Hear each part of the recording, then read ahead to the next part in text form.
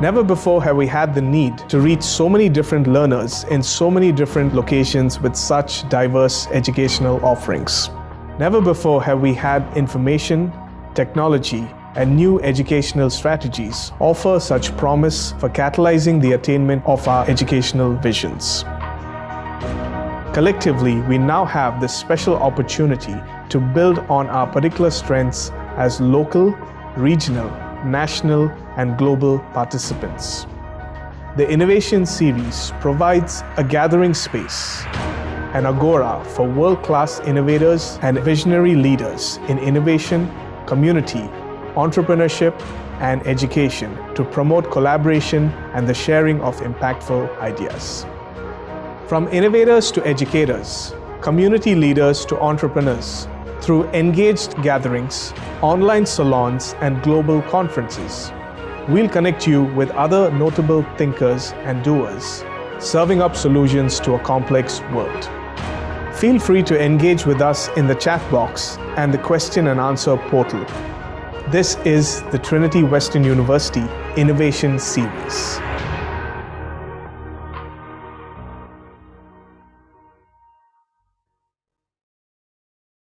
Hello and welcome to Trinity Western University's Innovation Series. We are glad that you are with us today. Our topic for today's discussion is Leading Innovation in Global Collaboration, a case for experiential learning. We will explore the application of cultural competencies to global leadership curriculum and to cross-cultural effectiveness and emerging trends in diverse professions. Our special guest today is Dr. Ruth Anaya, one of our professors in TWU's MA Leadership Program. As a cultural anthropologist and leadership researcher, Dr. Anaya has made innovative application of cultural knowledge to diverse professions, specifically to international community development in the Global South. She has also designed and contextualized curriculum for transformative student experiences abroad. Dr. Anaya's research with the GLOBE Project focuses on the role of values, gender, and trust in organizational leadership and societal culture, particularly in sub-Saharan Africa. Please join me now in welcoming Dr. Ruth Anaya.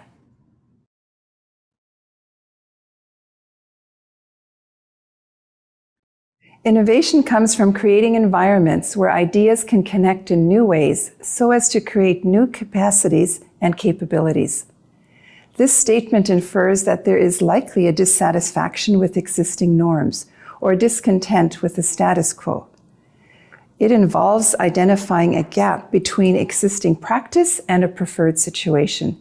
That gap presents an opportunity. When matched by a relentless drive for problem solving and a mindset characterized by curiosity and creativity, it can lead to innovation. As an educator, I have utilized the power of experiences in the form of simulations to link insight to simulated student experiences. As the coordinator of media and communication student field placements, let me call them work placements, I match student skills with an organization's needs in order to enhance career readiness. And in my role of coordinating and leading 20 travel study student groups to the Global South, I have seen the transformative effect that dialogue and reflection upon new cultural experiences can have on students. I have witnessed how knowledge acquisition can become knowledge application and lead to new ways of thinking and behaving. In the next few minutes, I wish to talk about what motivated me to design an international experiential learning program for undergraduates and what elements of design characterize Trinity Western University's travel study program. I will draw on a number of McKinsey articles that report on research conducted about the challenges pertaining to the future of work. From a university graduate's perspective, a pointed question is, what are the essential skills for today's markets and for societal citizenship?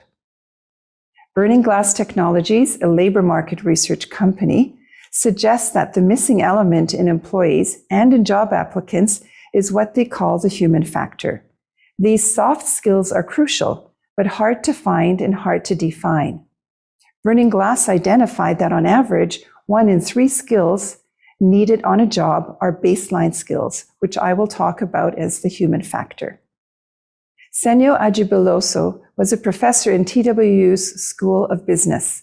He has written extensively about the human factor, specifically the human factor having a vital role in the advancement of international community development. He advocates that the human factor is a principal medium of progress for political, social, and economic development.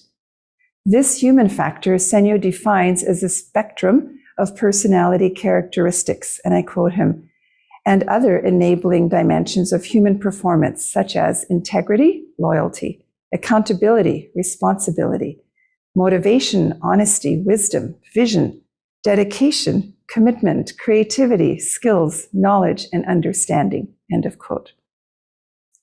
As I had used Senyo's theory and publications in my international development studies courses, I looked up reports that my students had written about the human factor. Bethlehem Tilahun, originally from Ethiopia, said, I quote her, "The labor force needs to acquire facilitative characteristics that will enable them to achieve their development goals," end of quote.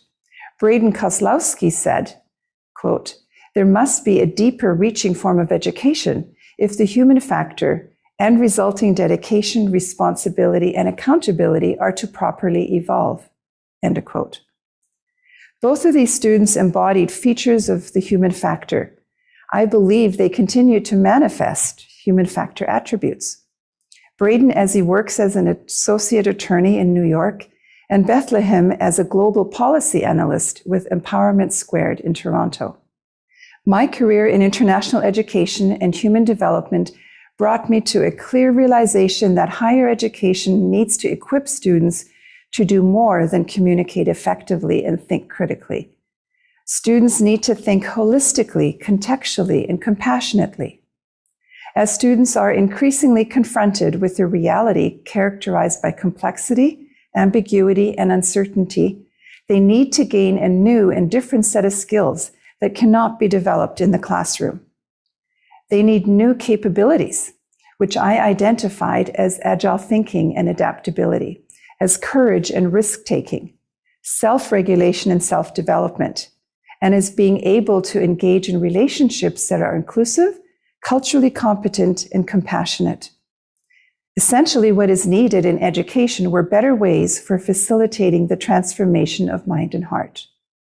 Practically speaking, this desire for student transformation led me to design a higher education model of experiential learning that would take students outside of their familiar and preferred comfort zones. It is an immersive approach in an active and shared learning environment, which integrates shared contextual exploration with reflective thought processes. Such intentionality can shape student mindsets. It can help them experience transformation of the heart and mind and become lifelong learners. The travel study program that I will describe nurtured curiosity, discovery, creativity, and personal growth. My compelling purpose with the program was twofold. First, to cultivate in students passion for every good work, doing what is right and acting honorably. And secondly, to equip students with skills and mindsets to serve others, especially addressing inequities and injustices such as poverty. Having been a Canadian student who completed my BA in Greater Los Angeles, my MA in Chicago and Nairobi, Kenya, I had it on my heart to one day be able to offer international opportunities to students at TWU. Having taught at a university in Nairobi for 7 years, I had the grassroots experience and abundant relationships that I could draw on to develop a proposal. I had researched the North American university scene for experiential, specifically cultural experiences that would promote awareness of the Global South and that would advance students' knowledge in the areas in which I taught, which were leadership, culture, and socioeconomic development. I proposed an international experiential learning model that was program-based rather than course or project-based.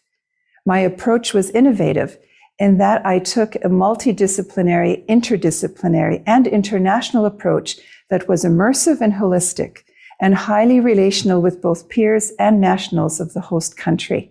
In 2003, there were no programs in any university in Canada or the US that were even remotely similar to what became our TWU travel study program. Specifically, there were no program offerings of substantive duration or scope in sub-Saharan Africa that paralleled what became the TWU travel study model. While TWU eventually developed a number of travel study destinations, I was uniquely focused on the Global South, East Africa, and Central America. Programmatically, our travel study program was unique in the number and nature of courses, in the size and composition of student groups, and in my commitment to a longer-term vision that would have sufficient program longevity so that doing a travel study would become part of a first-year student's academic plan. I was also interested in developing long-term organizational partnerships that would increase the financial viability of the program. A prime example of partnerships is with the tourism industry. In Guatemala, students were privileged to have Francisco, a National Geographic guide for our days in Tikal. In Kenya, a hotel chain provided a safari and beach venue for costs lower than the lowest residence rates, all because they shared the vision and goals of our program. Perhaps most importantly, though, this innovative program was not a course, a trip, or a tour, but an experience that could be, hopefully would be, life-changing or at least life-shaping. The following year, 2004, I led my first travel study group of 15 students to Kenya. Then in 2005, TWU put together a task force to develop policies and procedures. They outlined 12 experiential learning outcomes and articulated the TWU student vision to provide every TWU graduate with some opportunity to engage high-quality experiential learning through at least one travel study experience. They also articulated an institutional vision, which was to be internationally recognized as a learning institution characterized by both high-quality experiential learning opportunities and global awareness. I would like to illustrate the components of the innovation with reference to a Venn diagram of 3 parts: the academic sphere, the learning environment, and the learner experience. With regard to the academic sphere, courses were selected and designed to be interdisciplinary and complementary to each other.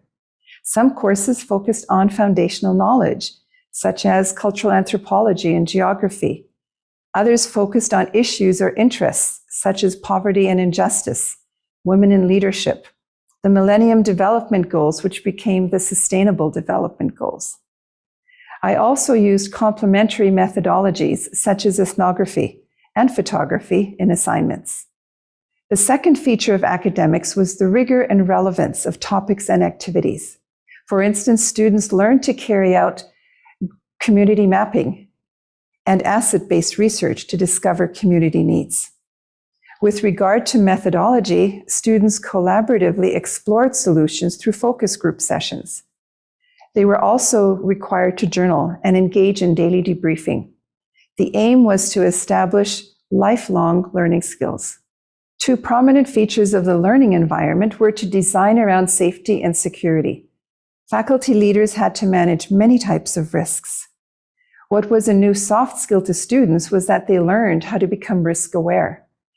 This is what I would call a human factor feature of personal growth. Time does not allow me to elaborate on this, but I will say that it is rewarding and broadening for students to develop new sensitivities about health, travel, and personal space. The second main consideration for innovation design of the learning environment has to do with decisions made regarding the potential value derived from given places and people. The goal was to provide rich exposure to diverse geographies and cultures of a country. Program participants learned about the host culture's geography, history, religion, and so on. Sometimes we even endeavored to do some language learning. The big takeaway here is that students experienced learning as a state of mind. It could happen anywhere, and it happens all the time, if only we have a learner mentality. While student activities were guided, leaders were transparent, sharing the challenges of working cross-culturally and working internationally in developing countries. Students benefited from the instruction and modeling of their leaders, including how leaders created collaborative in-country networks that engaged churches and charities and political and religious leaders. Students also learned how to discern for themselves natural environmental conditions and situations of tension due to political or religious protests. They learned how to respond to changing circumstances and make spontaneous decisions, these being crucial human factor skills. Lastly, students experienced genuine, generous, and warm hospitality. These experiences in Guatemala, Kenya, and Rwanda were profoundly life-impacting and life-enriching. I will now conclude with my last point, which is the learner experience. There are three aspects to the learner's experience: reflection, relationship, and transformation. This is the principal feature of Trinity's unique travel study program. The reflective experience is the third stage of Kolb's experience learning cycle, a classic theory of experiential learning. Reflection or mindfulness enfold itself in its diverse manifestations of self-awareness and self-regulation. Students learned about face-saving and how perceptions can be vastly different on the same experience. Experiential learning provides an amazing opportunity to engage others in relationship and on issues. A highlight for every group was a deep dive into Steve Corbett's and Brian Fickert's book, When Helping Hurts: How to Alleviate Poverty Without Hurting the Poor. The text is an excellent example of how I provided regular structure for deepening dialogue about relationships.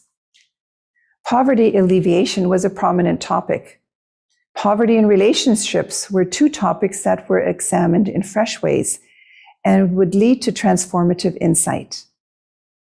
Should any listener care to know, Fickert describes poverty as the absence of shalom or peace, and poverty alleviation as, I quote, moving people closer to glorifying God by living in right relationship with God, with self, with others, and with the rest of creation, end of quote.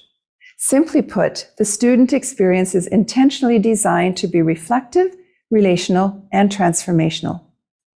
With reference to the elements of transformation theory, each travel study provides these four elements. First, idealized influence, by providing role models for ethical behavior through a selection of invited speakers and hosts. Secondly, inspirational motivation. On each trip, students were drawn to a vision that set high standards and goals. Thirdly, intellectual stimulation. Every experience was to encourage creative and independent thinking. Lastly, individualized consideration. leaders engaged with each member in ways that were personally relevant and affirmative. Travel studies is an educational innovation whose approach intercepts the status quo and societal and religious complacency by partnering with diverse institutions and collaborating with like-minded global leaders and individuals in order to realize the transformation of mind and heart. I hope you have been both informed and inspired. And if you could, come on a travel study with me. I do dream of it. So hello everyone, and welcome to our Innovation Series studio. And at this time, we are so pleased to be able to continue the conversation with our special guest, and we welcome you to enter your questions. So please, if you have not already, jot your question for Dr. Ruth Anaya in the chat, and we have time now to unpack what you shared. And so thank you so much for being with us. It was a delight to hear about the fascinating experiences that students have been exposed to. And to start, would love to hear a little bit more about how many different countries you personally traveled to, and a little bit more about the nature of the size and the scope of those trips. Okay. So I had been going to Guatemala for another program, and then the opportunity to actually do travel studies presented itself. So I went to Guatemala annually, sometimes twice a year. And so that was a focus for Central America. That then also gave an opportunity for various reasons to move into Belize. And so students that has been a country that we also worked in, and as in studied in, and also Honduras. Okay. And then in East Africa, the regular program was with Kenya. And again, annually until we established a pattern, and then it alternated between Guatemala 1 year and Kenya the alternating year for a good decade. After we had had about 5, 6, 7 years of consistently going to each country. And in Kenya, then it also expanded into Uganda and more recently into Rwanda. Wow, great. And now those trips were a certain length of time in country, but I'm sure there was process before and after. So maybe share what's the scope of those experiences time-wise. Okay, so the big picture, I think of it as a semester, but it actually probably was even longer than a semester. So we would start at the beginning of the previous semester of the travel study, because that would happen in May or in June. And so typically in January, we would start with group sessions and group meetings, team building, getting acquainted with characteristics of culture, history, geography, and students already started doing preparatory readings for the trip, so that on the trip they would be fully focused on their experience. I didn't want students in a room using that valuable time to actually be reading textbooks. Okay, they needed to be experiencing that. I wanted them interacting with people and experiencing country and culture. So the readings were done prior to, and some of their assignments were done prior to, and then also done after. So after the travel study, which was pretty well always around 3 weeks, 21 days, then we would come back and we would continue with debriefing, because that was really, really important to be able to process the emotions of what they had experienced, such things as poverty and inequities and those kinds of things, some of the issues they had to grapple with. So we continued with debriefing well into August, sometimes even September meetings. And the nature of the day was we would typically start early in the morning, and we would go till it gets dark and we could no longer travel. And then we would have sometimes occasional speakers, always debriefing. Debriefing was a daily event. It didn't only happen in the evenings, though. Sometimes we would be debriefing as we're traveling, in the buses. We've just come back from a venue and we're already talking about it. Dinner conversations were typically around the events of the day. So the learning component was kind of interspersed throughout the entire day, as well as really a longer window of time. Right. And so students were prepared with lots of reading and prep, but I'm sure that there were still some surprises and obstacles when they would get into country. And am curious if there's an illustration of a particular challenge that a student faced on one of these experiences in a new environment, given that it was different from what they were used to? Sometimes students knew what to expect, but they didn't actually perhaps believe it, or they didn't know really how to imagine it to be different. And so some of those differences would have to do with concepts of privacy and even different routines based on the conditions in a country. So for instance, brushing your teeth. It was very important to stay healthy for the sake of the group, for the sake of the student. And so that was also part of the pre-prep, making sure you've got the immunizations and all of those things had to be looked at. But then that they have a toothbrush in one hand and a bottle of water in the other. They cannot make a mistake and put their toothbrush under the tap, because we did not want any illnesses or sicknesses. Also the idea of personal space.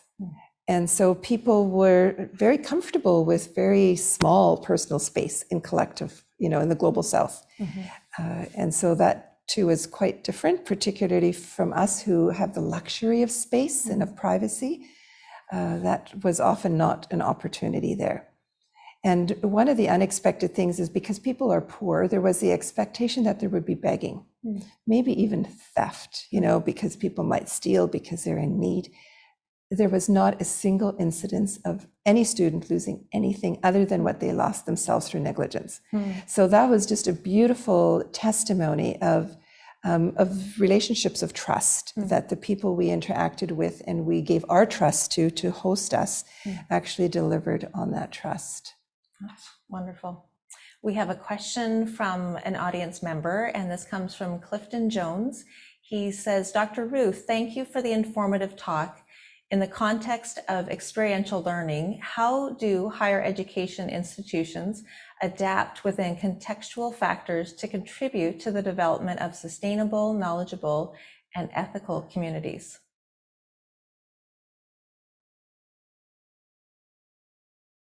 So contextual factors. So the contextual factors to contribute to the development of sustainable, knowledgeable, and ethical communities.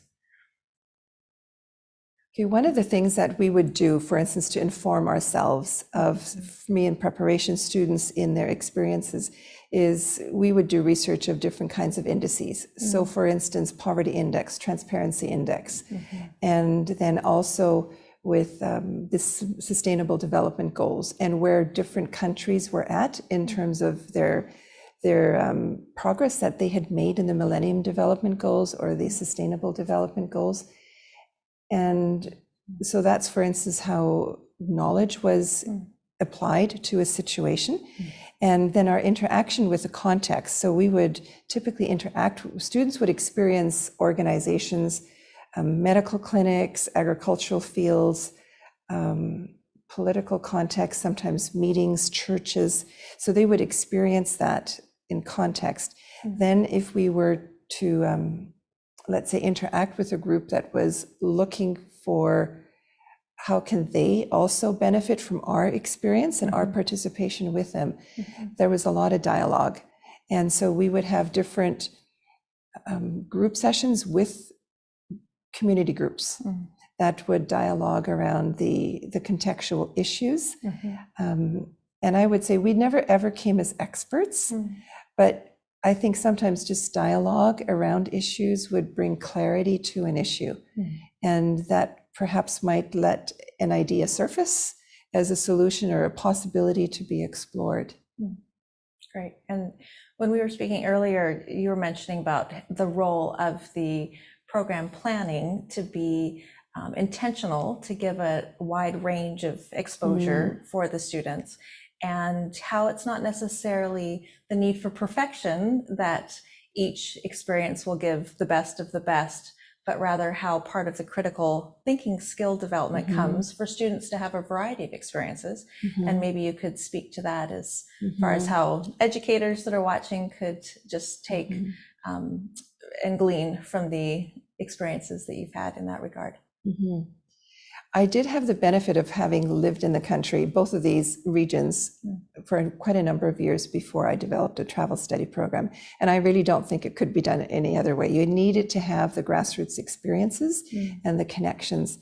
And so some of the considerations that I wanted to have a real life experience, not just kind of a glorified, we're going to see the best of the best and you're going to stay in the best of places.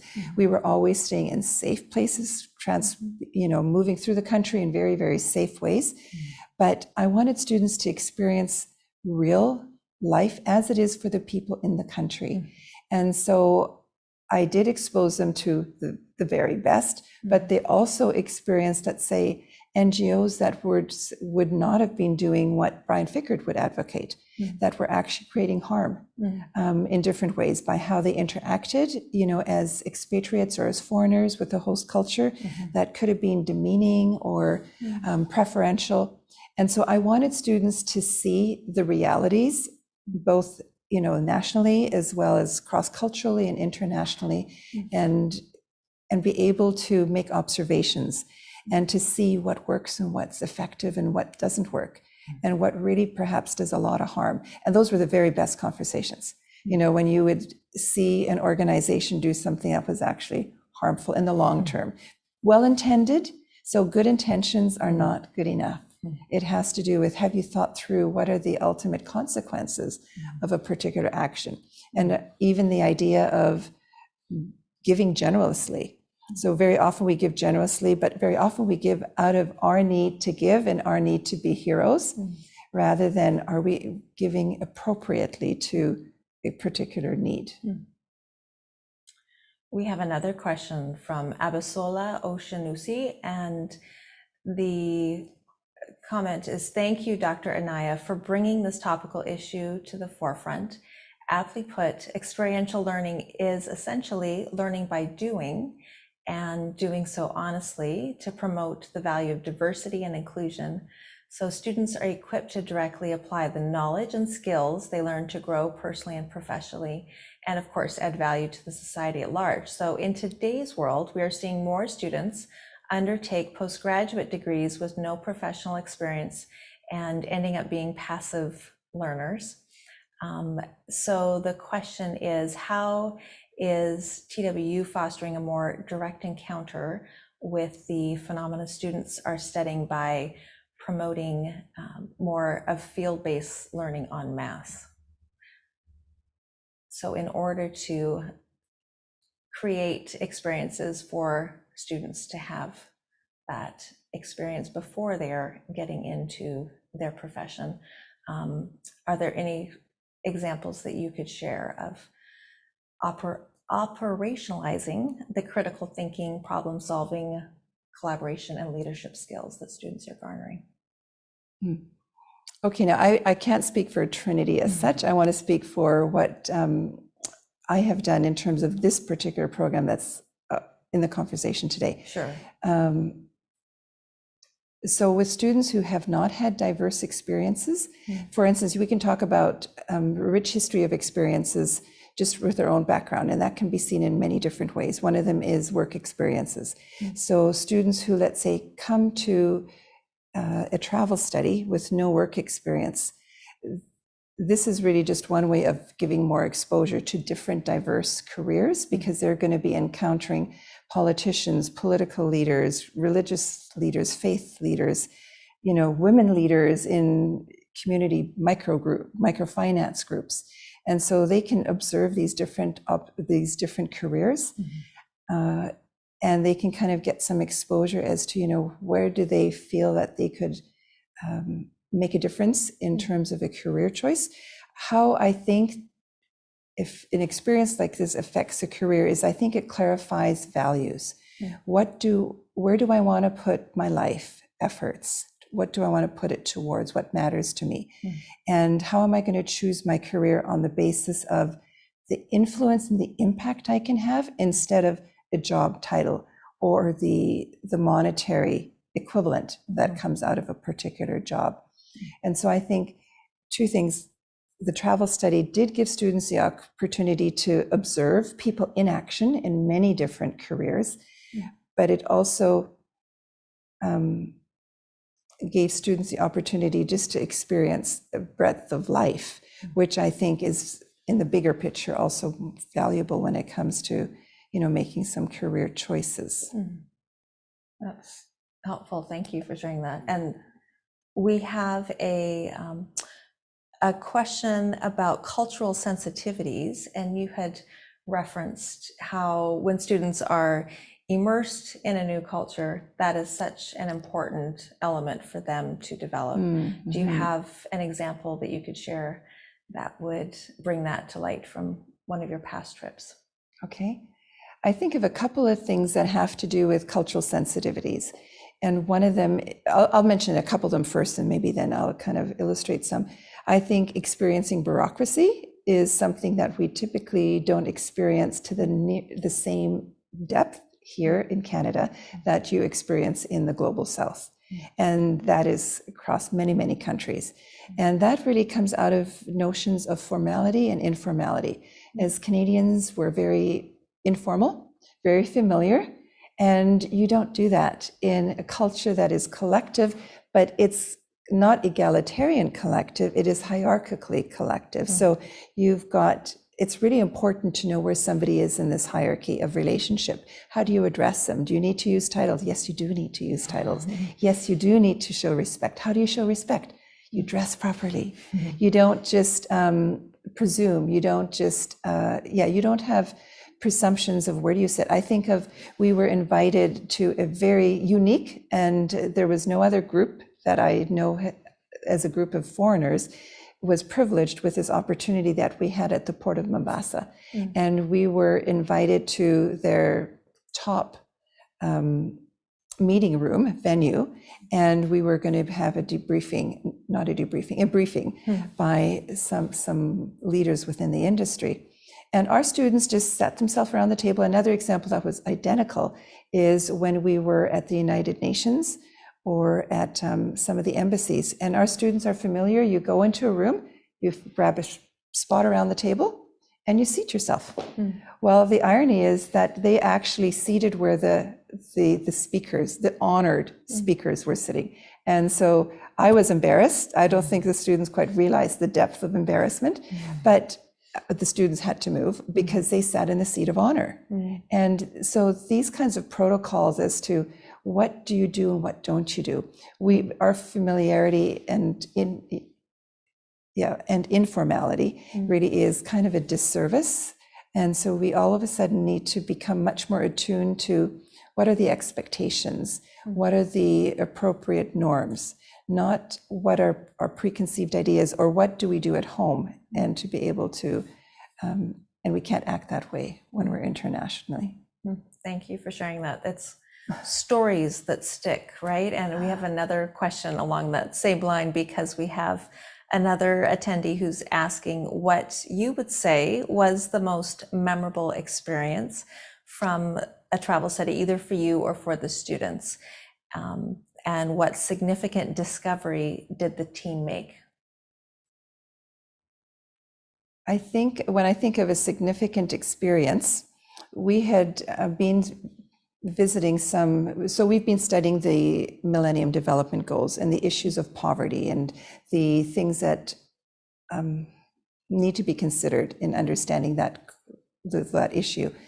And we had done a debriefing, and tears just flowed. And the comment was, tell us next time we need to all bring a box of Kleenex. And so what I loved about that is that it touched the heart and not just the mind. Physically, they engaged with real people who these were their lives. This wasn't just a story, and this wasn't just, a news report. They actually met these people. They walked in these paths. They sat in their homes and they interacted with them, and they realized that they are just like us. The only difference is life circumstance. They were in a very different environment in many different ways. So that I think was very impactful for the students and for me to realize that, yes, head and heart have come together, and that's really where transformation can happen. Great. That makes me think of your talk referencing the Venn diagram and those three spheres. So, right, that's where those three areas are connecting in that midsection. Right. Right. Yes. That's great. We have another question from Odongo Bernard, and he references for global innovation, collaboration to be achieved means that to what extent will experimental learning be put in place based on different cultures and traditional beliefs, different religious affiliations, more especially in the third world, where there might be a little more lag, being slower to adopt innovative ideas. So to what extent have you seen experiential learning being able to be put in place? Okay, so really we're talking about experiential learning on the part of the students, not the host culture. Okay, so for the host culture, it's a matter of their generosity and their hospitality. And my experience is that the peoples of the global south are very, very warm, very welcome. Hospitality is a huge value. They will give to you what they will not, allow themselves to be privileged with themselves. And so generosity and hospitality is something that we definitely witnessed a lot. And with that, actually joy, it wasn't grudgingly given, it was very joyously given. And so the experiential learning for our students, this diversity, so part of diversity was, again, life is real. And so we met with people groups. They were pre-selected for the opportunity to derive learning value out of it, not because they were in agreement with us in various ways, whether it was religious or political or economic. So for instance, with religious groups, students encountered all kinds of religious groups, participated in going to mega churches, which we don't have here. Again, trying to give students experiences that they possibly couldn't have had in their home country. And then interaction with different faith groups, with speakers who were not people of faith. And so in that sense, it wasn't a sanitized, if I can use that word, it wasn't a sanitized experience. It was an experience that actually delivered the reality as it was in that particular location. And of course, that varied based on location. So the realities, for instance, in East Africa were different than in Guatemala. Great, thank you. We have another question that's come in from Emmanuel Denguasi. And this question is in regards to students who have come to study in Canada from other countries. How should the current pedagogical approach change so that their experience of studying abroad becomes a part of their credited learning experience? So recognizing that you are taking students on these trips that are coming from a variety of host countries, as they are international students studying here in Canada, going with you into these other contexts, how does that inform your crafting of the experience for them?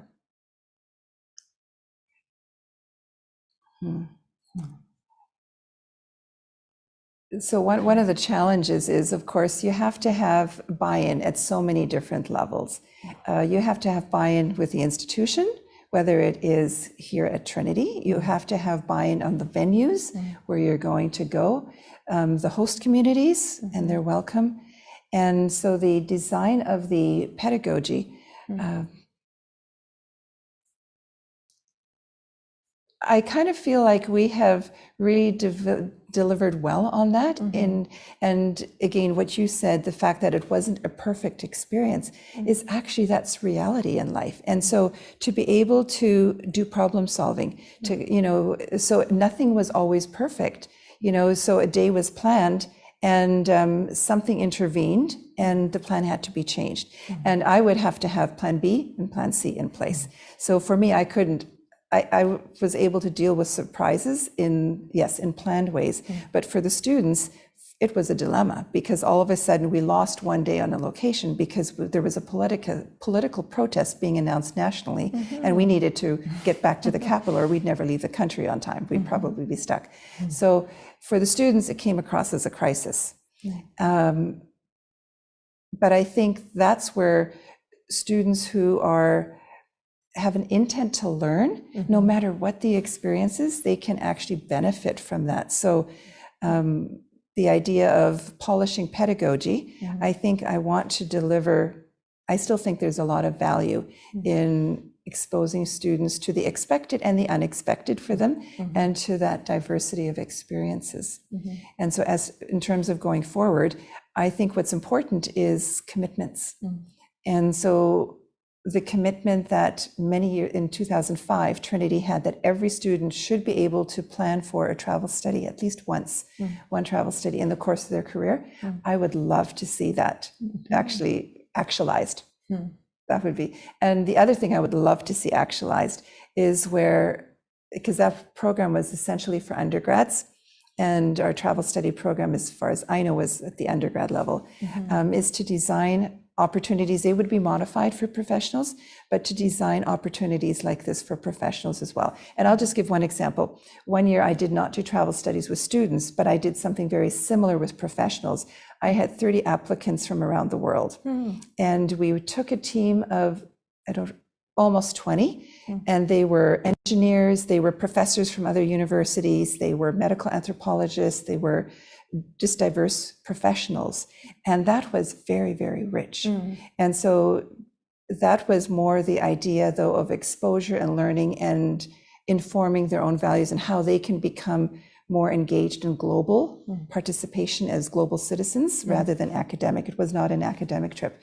But I do think providing opportunity for our graduate degree students would be absolutely wonderful. It's something I'd love to do.